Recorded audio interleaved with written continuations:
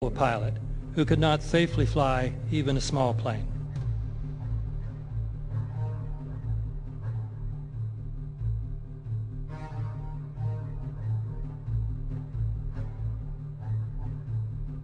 No seats, no luggage, no bodies.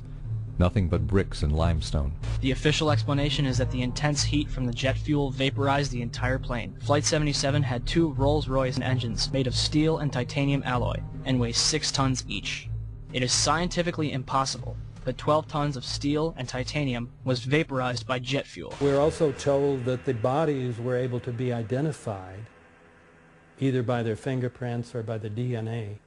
So what kind of fire can vaporize aluminum and tempered steel and yet leave human bodies intact? From my close-up inspection, there's no evidence of a plane having crashed anywhere near the Pentagon. And as I said, the only pieces left that you can see are small enough that you could pick up in your hand. Shortly after the strike, government agents picked up debris and carried it off.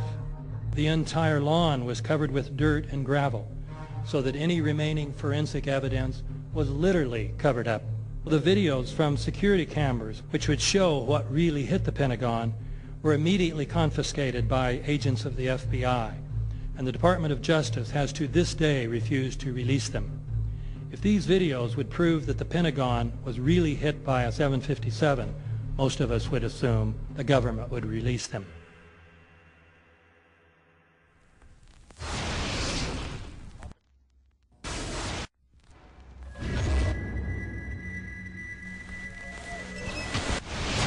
It looks like there's nothing there except for a hole in the ground. Basically, that's right. The only thing you could see from where we were was a big gouge in the earth and some broken trees. We could see some people walking around in the area, but from where we could see, there wasn't much left. Any large pieces of debris at all? No, there was nothing that you could distinguish that a plane had crashed there.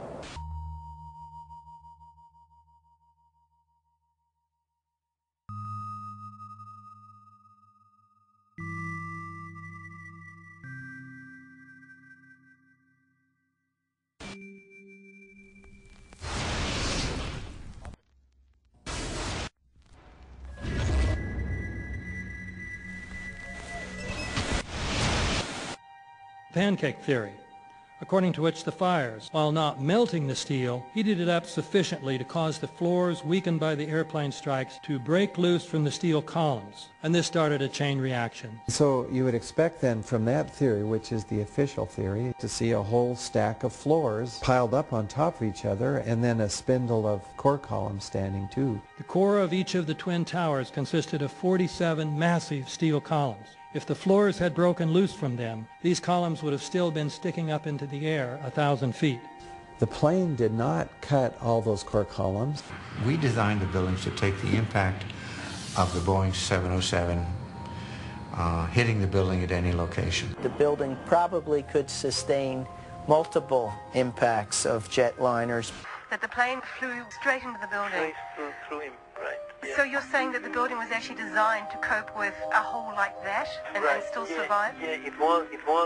If you had dropped, say, a billiard ball from the top of the World Trade Center, 110 floors up there, it would have taken 8 to 10 seconds to hit the ground, encountering no resistance whatsoever. The Twin Towers came down in nearly free-fall speed. 200,000 tons of steel shatters and explodes outwards over 500 feet. This means that floors shattered at an average rate of about 10 floors per second. There is no scenario for a pancake effect of buildings falling that allows them to fall at the rate of free fall. Now what can do that? What can move mass out of the way? Explosives.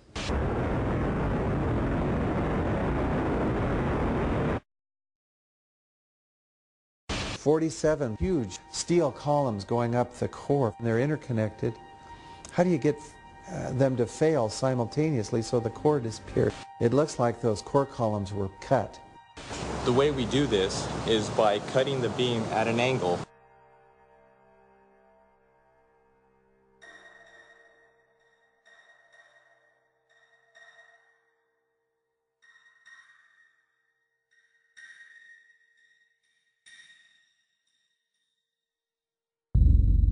I started looking at the molten metal. All three buildings, both towers in the rubble, in the basement areas, and Building 7, there's these pools of molten metal.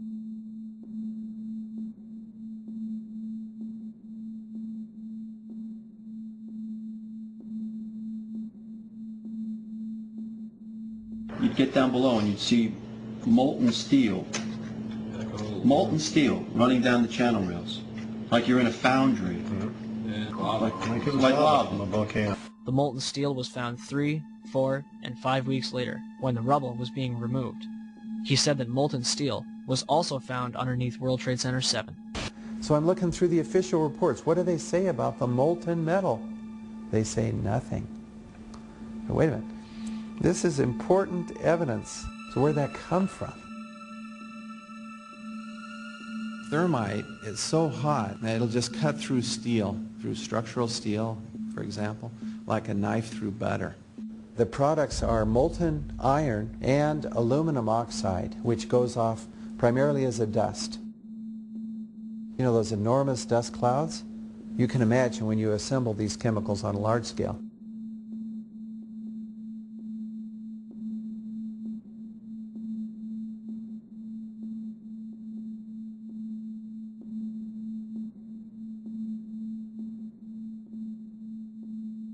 Molten metal pools under both towers after they collapsed and Building 7. Now, Building 7 wasn't even hit by a jet. Part of the problem is that most people simply don't know much about Building 7 due to the extraordinary secrecy surrounding this collapse. And this was a 47-story skyscraper. This building fell at 5:25. It was not hit by a plane. This building had fires on only 2 or 3 floors. And it was brought down by what we know was a controlled demolition. Demolitions, they look just like that. You know, a kink in the middle, and then that building just comes straight down, almost at free fall speed. They first blow one of the central columns so the building falls in on itself. Building 7 had a classic crimp, or wedge. Its central column was blown out first, so it didn't structurally damage buildings just a few feet away from it.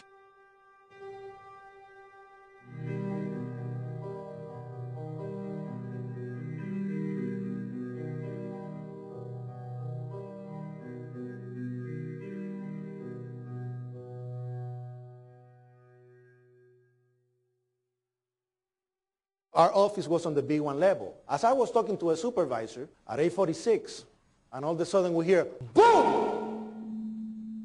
An explosion so hard that pushed us upwards. And it came from the basement between the B2 level and the B3 level. And when I went to verbalize, we hear, boom! The impact of the plane on the top. As I'm walking by the main freight corridor building in the corridor, that's when I got blown. I mean, the impact of the explosion threw me to the floor, and that's when everything started happening. All of a sudden, a big impact happened again, and all the ceiling tile was falling down, the light fixtures were falling. You know, you got to go clear across the whole from 1 to 2 World Trade Center, and then all of a sudden it happened all over again. Something else hit us to the floor. Right in the basement, you felt it. Walls were caving in, everything that was going on. I mean, I know people that got killed in the basement. I know people that got broken legs in the basement. People that got reconstructive surgery because the walls hit them in the face.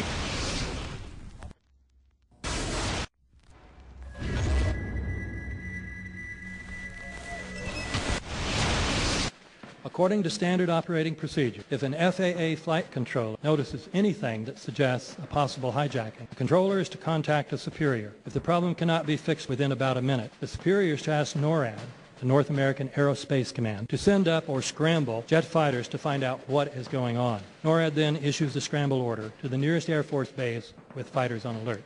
But although interceptions usually occur within 10 or so minutes, in this case, 80 or so minutes had elapsed before fighters were even airborne. It's a mind-bending anomaly. Not a single U.S. Air Force interceptor turns a wheel until it's too late. There are no jets at all. What if they were so confused and had been so deliberately confused that they couldn't respond? The reason that they didn't know where to go was because a number of conflicting and overlapping war game exercises were taking place. It involved the insertion of false radar blips onto radar screens in the Northeast Air Defense Sector. Center Team U, we have a problem here. We have a hijacked air